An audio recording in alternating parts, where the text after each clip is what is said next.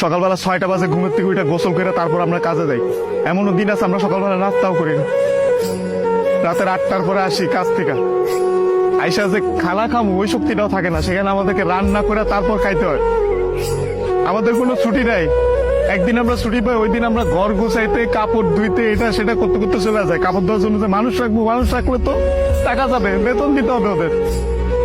ওই টাকাটা বাসায় আপনাদেরকে পাঠাই, তারপর ওইটা দিয়ে আপনারা ফুটা নিবেন। আর এই যে ইস্ত্রি করা, এই যে ভাজালা কাপড় বেরা ঘুরেন, আর এই যে কাপড়, আমরা কাপড় পরতে পারি না ওইখানে। এই যে এখানে দেখেন না ভালো ভালো কাপড় পরে ঘুরতেছি, এটা খালি আব্বা আম্মা আত্মীয় স্বজন দেখে ভাবে যে পোলা অনেক সুখে আছে। ওখানে তো জামা কাপড় পরার টাইমই পাই না আমরা। কখন জামা কাপড় পরবো? সারাদিন তো ইউনিফর্ম পরেই থাকা লাগে।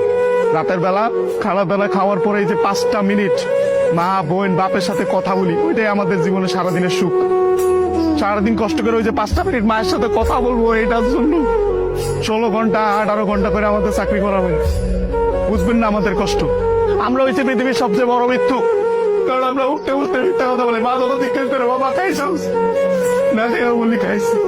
কি বলবো, আর তো বলতে পারবো না। মা যখন জিজ্ঞেস করে কেমন আছিস বাবা, বলি ভালো আছি।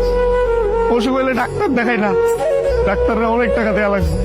মা জিজ্ঞেস করে বাবা ডাক্তার দেখাইছিস, ওষুধ খাইছিস, বলি যে খাইছি। কিছু বলার নাই তো, মিথ্যা বলো ছাড়া কোনো উপায় নেই। আমাদের মতো মৃত্যু কার কেউ নেই। আমাদের কোনো ঈদ নাই ভাই, ঈদ করেন আপনারা। আমরা সেবাই পোলাও পরবা খাইতে পারি না। সকালবেলা উইটার নামাজ পড়তে গিয়ে আইসা বন্ধুরা একজন আরেকজনের জড়াতে কান দিই।